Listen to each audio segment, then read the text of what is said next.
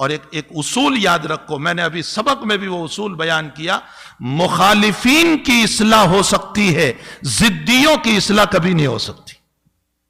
یہ بات سمجھنا، پھر یہ مسئلہ حضرت مولانا سے بعد میں آ کر سمجھ لینا تفصیل اس کی. مخالفین کی اصلاح ہو سکتی ہے، ضدی کی اصلاح کبھی نہیں ہو سکتی.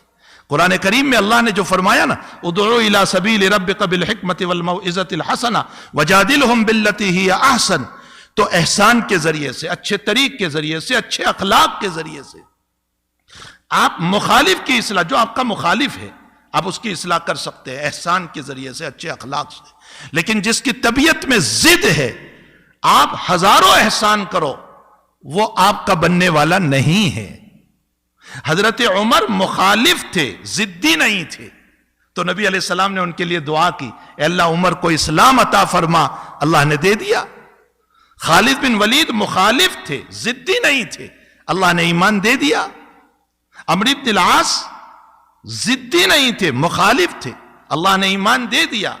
اور ابو جہل، ابو لہب، عتبہ، شیبہ، ولید، یہ ضدی تھے جو یوں کہتے تھے محمد سچا ہے پھر بھی نہیں مانیں گی.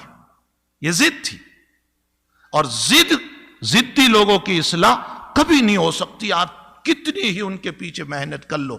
قرآن کی آیت جھوٹی نہیں ہے. تو خیر، میں یہ کہہ رہا تھا کہ حقیقت یہ ہے کہ بھائیوں، قرآن سورہ کہف جو ہے یہ دجالی فتنوں سے حفاظت کا ذریعہ ہے، تو ہمیں روزانہ تلاوت کرنا چاہیے. یہی وجہ ہے کہ ہمارے بعض اکابر کے معمولات جو ہیں وہ بہت عجیب و غریب رہے. امام ابو یوسف رحمۃ اللہ علیہ بسم اللہ کے عامل تھے. بسم اللہ کے عامل ہونے کا مطلب یہ ہے کہ روزانہ 12,000 مرتبہ بسم اللہ پڑھتے تھے. یہ بسم اللہ کے عامل تھے. مجدد الفسانی رحمۃ اللہ علیہ سورہ اخلاص کے عامل تھے. آپ کے حالات میں لکھا ہے روزانہ 1,000 مرتبہ سورہ اخلاص پڑھتے تھے. قل هو اللہ احد.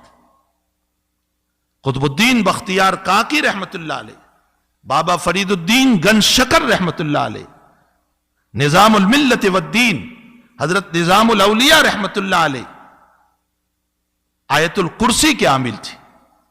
ان کے باب میں لکھا ہے روزانہ 4,000 مرتبہ آیت الکرسی پڑھتے تھے.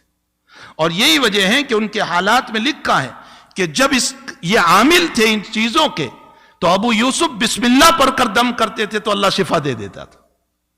کوئی اخلاص پڑھ کے دم کرتا تھا، اللہ شفا دے دیتا تھا. تو یہ نہیں ہے کہ وہی عامل بن سکتے، میں اور آپ نہیں بن سکتے، ہم بھی بن سکتے. ہم بھی قرآن کریم کی تلاوت کا معمول بنائے.